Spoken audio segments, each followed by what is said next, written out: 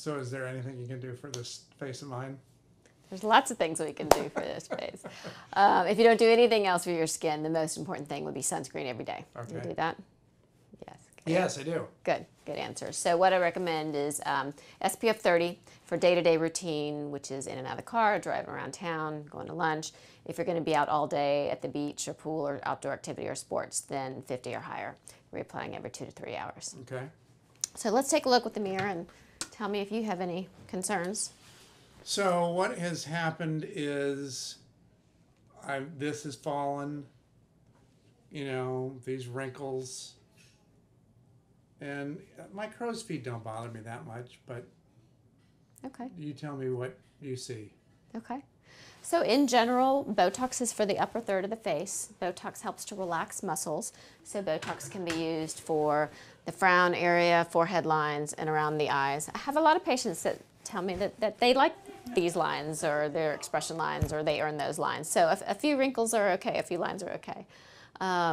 So Botox can be used for those areas. And then in general, fillers are for the lower third of the face. So fillers help to fill or add volume. So they can work for lines around the mouth, the folds, vertical lip lines for women can augment the lips. Another nice feature with fillers is we can put it here in the corners of the mouth and it helps to pick up that skin. So basically we're kind of putting that skin back where it used to be.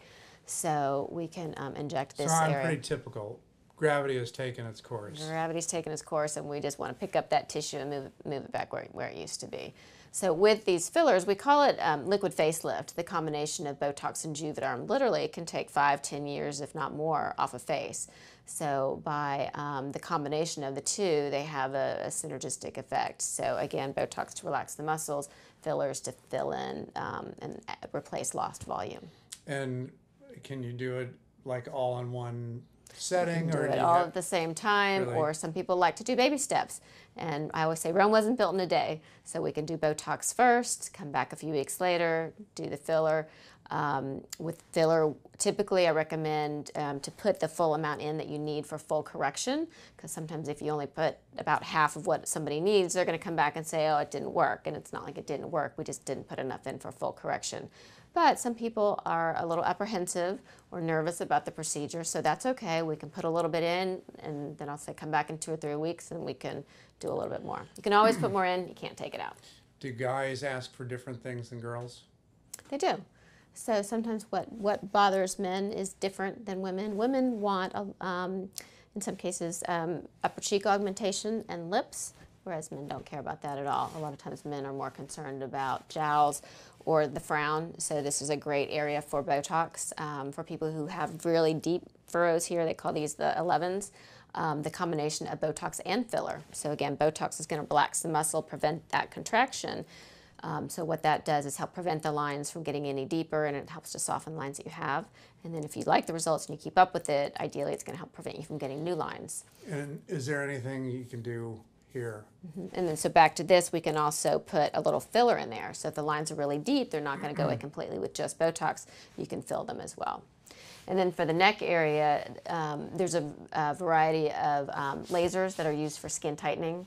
One is Apollo that we've talked about. We can put a little Botox in the corners of the mouth that helps prevent the downturn, the upside down smile. So put a little Botox there. And then we can also put filler, and it's an injection technique that I do called injectable thread lift, or now known as arc derma. And so rather than just tracing these folds, which can end up looking a little bottom heavy, so to speak, I'll inject going this way. And so it kind of sweeps that tissue, again, moves it back where it used to be, and it gives a nice lift to the jawline and kind of a little mini facelift, if you will. Cool. Yeah. Lots of options. I like options. You Options can't are have too good. many, right? Options are good.